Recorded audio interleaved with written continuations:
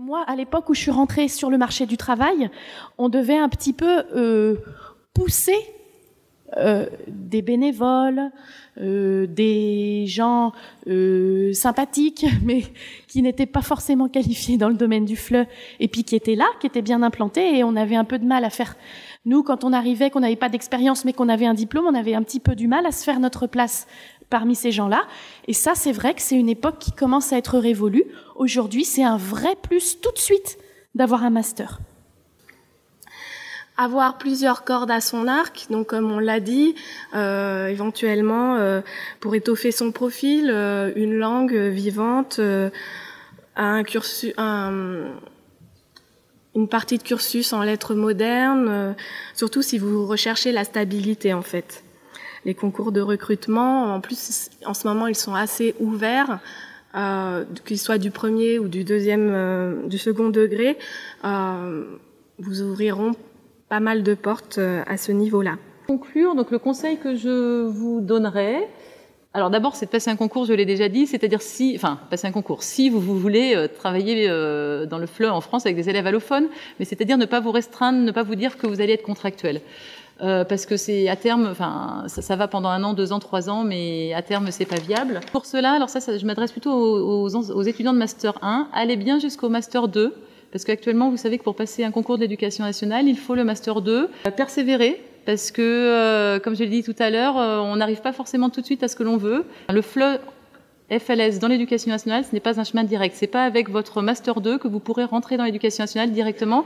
Il faut peut-être faire le deuil un petit moment, renoncer pendant un petit moment pour encore mieux arriver à ce que vous voulez. Le marché de l'emploi au niveau des organismes de formation, il relève de ce qu'on appelle le marché caché par opposition au marché du travail ouvert.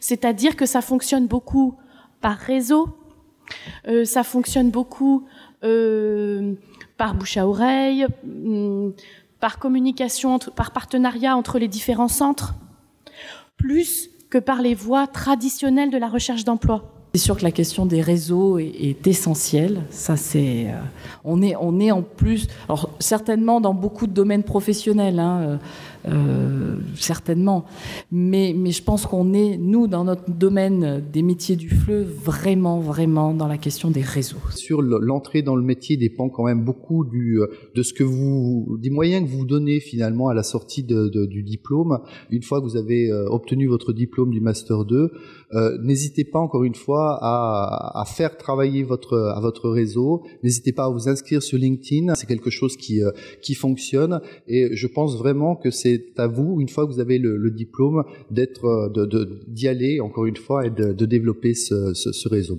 Avoir un profil plus ouvert que celui d'un simple enseignant de langue et civilisation. La langue et la culture sont très importantes et très prisées ici, mais il faut aussi être capable de diriger des recherches, d'accompagner les étudiants dans leur stage, et du coup, donc il faut ouvrir un peu son univers d'action.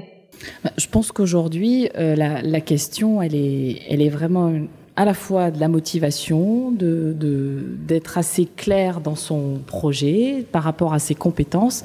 Moi, je rejoindrais complètement ce qui a été dit à la table ronde précédente sur le fait de prendre un moment et de faire le point sur ce que je suis capable de faire, ce que j'ai déjà fait, qu'est-ce que ça m'a appris, qu'est-ce que j'ai développé comme compétences à partir de là.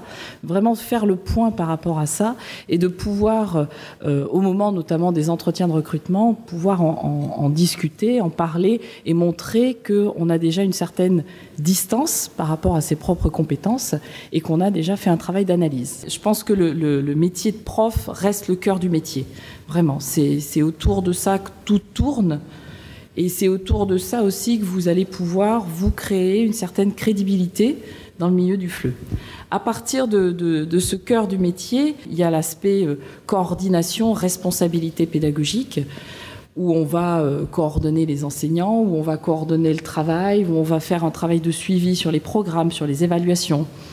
Il y a tout l'aspect aussi formation de formateurs, toute la partie aussi conception d'outils. On est très, très, très régulièrement sollicité par les éditeurs qui cherchent des concepteurs, qui cherchent des personnes pouvant alors soit donner un coup de main pour X raisons, soit travailler sur un projet.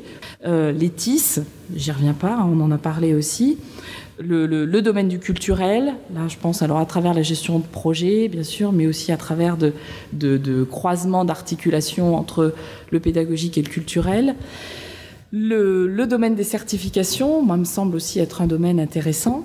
Alors soit via le DELF, le DALF, le TCF ou les autres certifications dans la conception, dans la correction, mais aussi dans l'aspect formation de concepteurs, formation de correcteurs. Et puis le dernier grand domaine, moi, qui me semble aujourd'hui intéressant à investir pour la suite, c'est la démarche qualité. Le public, quand je disais à évoluer, c'est dans le sens où aujourd'hui, faire des cours de français ne leur suffit plus. C'est-à-dire qu'ils sont très intéressés pour faire des cours, oui, bien sûr, mais travailler par exemple sur un manuel, c'est de plus en plus difficile chez nous. Ce qui est une bonne chose, hein, de mon point de vue. Donc d'avoir aussi à diversifier les outils très fort et à diversifier les cursus.